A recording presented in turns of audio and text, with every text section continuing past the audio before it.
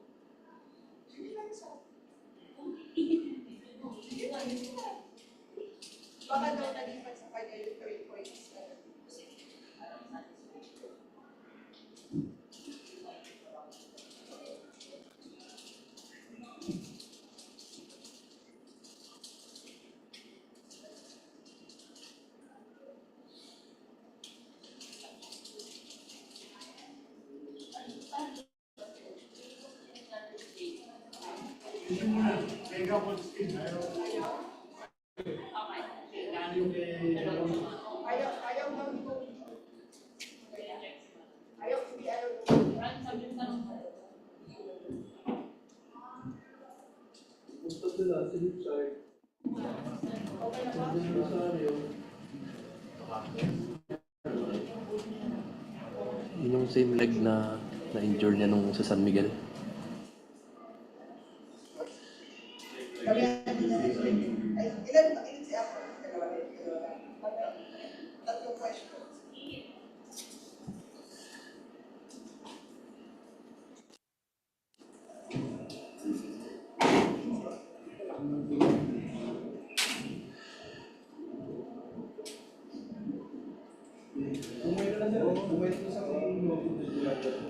Welcome to our post-game press conference. We are joined by our player of the game, Ralph Koo, and shortly we have Coach Tim Cohn as well. I'll start with you, Ralph. Almost a triple-double performance, just one assist away, but these are season-high numbers for you. What's fueling this performance from you? Lately, ang gaganda ng laro mo. I'm just trying to make the opportunity na binibigay sa akin ni Coach Tim and the coaching staff. So, yung standings medyo dikit-dikit. So, gusto namin magkaroon ng Before the game, you mentioned how last game, may konting pep talk sa'yo si Scotty and a couple more vets kasi nga nag-struggle ka na first half of last game. If you can talk about how the veterans keep you confident. Sa practice actually nagsa-start yan eh.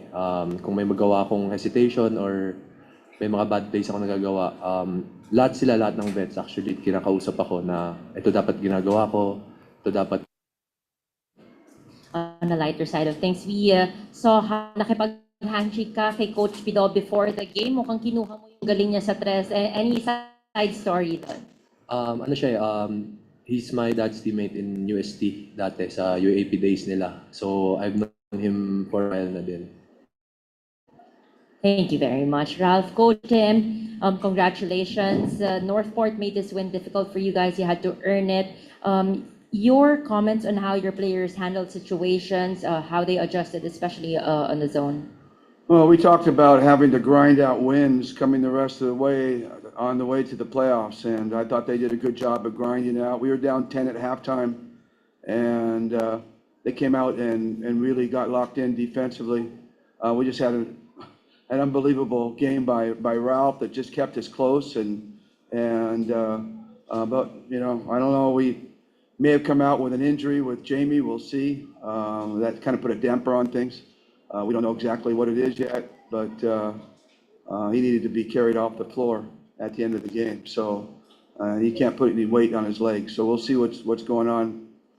We don't play until Friday, I think. I think we play Friday against Talkentex, and then we have some breaks in between. So hopefully we can get him back to the lineup, and hopefully it's not too serious. We'll see. But in the meantime, yeah, I'm really proud of the way our guys really decided to grind that game out, and especially second half. Well, I thought we did a really good job defensively second half, and moved the ball. Still had our 30 assists. So against their zone, they ran a lot of zone against us, which always makes it more difficult because you don't see a lot of zone. When you see a lot of zone, you start to figure it out. But in the beginning, it always takes you a while to figure it out. Coach Ralph mentioned how the veterans are keeping him confident in practice. What can you say about how your players seems to be looking after each other, they like playing with each other, and how they're complementing each other's game? Well, we talk about chemistry a lot, and you know, Ralph, from the very beginning when he went into practice, the first practice, everybody was, wow, this kid can play. I mean, he was just had a presence about him, calm, relaxed presence about him, where he sees the floor extremely well. He has really good instincts. And I think, you know, we see it every day in practice, so guys are really excited about, you know, helping them out and teaching them. And I think that, you know, if no one's saying anything to you, then they probably don't think much of you. But if everybody's trying to, poor guy, I mean, he's got 12, 14 coaches on the floor right now. Everybody's trying to coach him, but that's because he's still a rookie. But he doesn't really need a lot of coaching because his instincts are all there. And but the idea of pumping up his confidence, that's crucial by guys like LA and Scotty and the veterans. We now open the floor to questions from the media.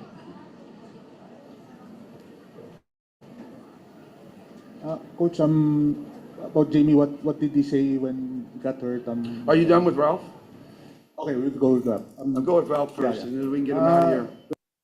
Conference, mga, mga flashes ka na kaya mong maging part ng rotation dito sa Ginebra. Do you think this performance ni triple-double na on a consistent basis, mas malaki na yung minuto mo, and moving forward, ano yung kailangan mong gawin para sustain mo tong performance mo? Actually, sa performance ko, hindi naman yung offense yung tinitingnan ko eh. I need to improve on my defense more. So, that's actually since during my 3x3 days, you know, si Coach Kirk, yan na yung sinabi niya sa akin na to be good here in the 5x5, I need to improve my defense. So, I've been working on that ever since. Well, may game ka last conference na yung may pasa kang ibang klase na parang hindi natin, parang ikaw lang siguro makakita nun na tonight you had 9 assists. Saan mo ba nakuha yung vision mo to find yung mga pasa mo for baskets? Well, actually, big factor si Kuya Scotty eh. He doesn't stop moving. So, lagi kaming may flow sa offense. So, yun, nagtutulungan lang naman kami. And siguro tonight, nagkataon na ako yung madaming assist. Usually siya. And minsan si Christian naman. So, I think that's what makes our team unpredictable, na hindi lang one guy every game. Ralph, at any point in that fourth quarter, aware ka ba na you were nearing a triple-double or no? No, I don't think so. I better not be aware. I mean, he's glancing at the stats. No, you know, we need him. I think at that point you're really locked into the game, and I think you're always a little bit surprised when you look back and you look at, oh, whoa, I did that, or dang, I didn't do that, or you know. But I think generally, I don't think, especially our guys, I don't think they're stats conscious. I know that Scotty never knows when he hits a triple-double.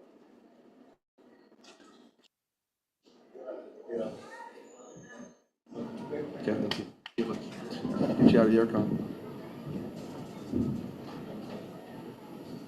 Coach, back to the question about Jamie.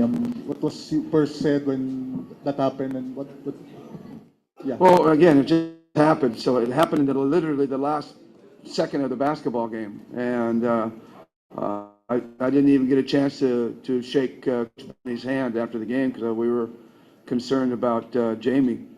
And like I said, we had to carry him off into the locker room. So, you never know the seriousness of injuries until you can see the next day. I think, tomorrow we'll find out if he's got a lot of pain and such. Can he walk, whatever.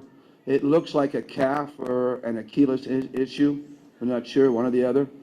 And I don't want to, I'm not a doctor, so I don't want to make a prognosis.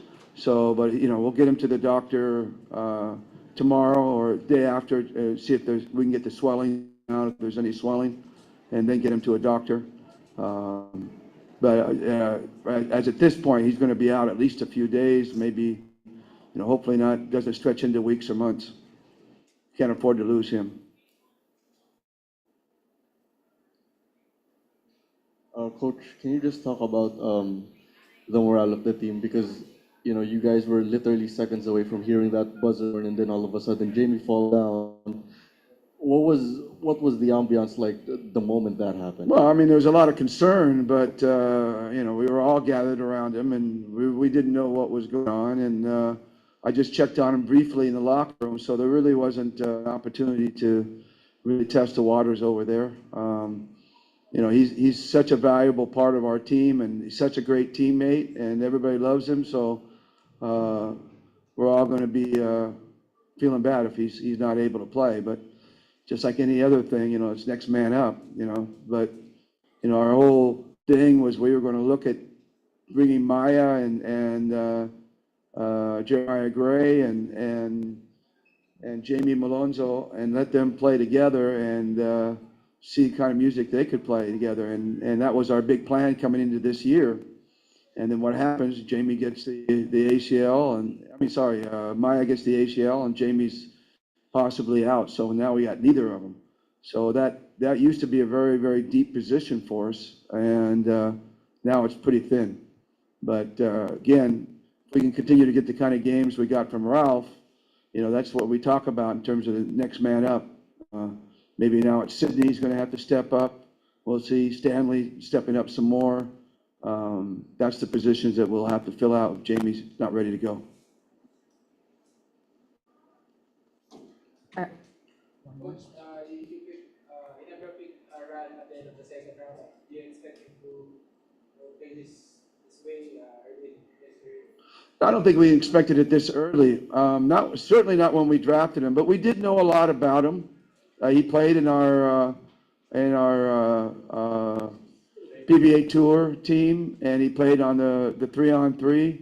So the coaches were really excited about him. We knew going into that draft that was going to be our target. We didn't have a first-round pick, and we were hoping that he would last into the second round.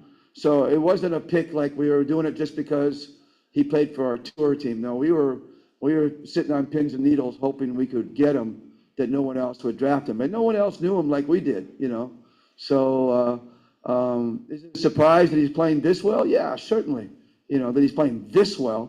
But we expected him to play well. He started our games. It's not like he hasn't started a game and played. He started, I think, 4 or 5 of our 9 games, or 6 of our 9 games. So we expect him to play well. I mean, he's not doing anything in the game that he doesn't do in practice. Put it that way. He practices like he played today. And so I don't think the players itself are not that surprised that but these are, triple-double, these are big numbers for anybody. So he just kind of announced himself to the league. So I'm sure the next time out, they're going to be a little bit more conscious of him. All right, that wraps up our post-game press conference. Thank you so much, Coach Tim. Congratulations.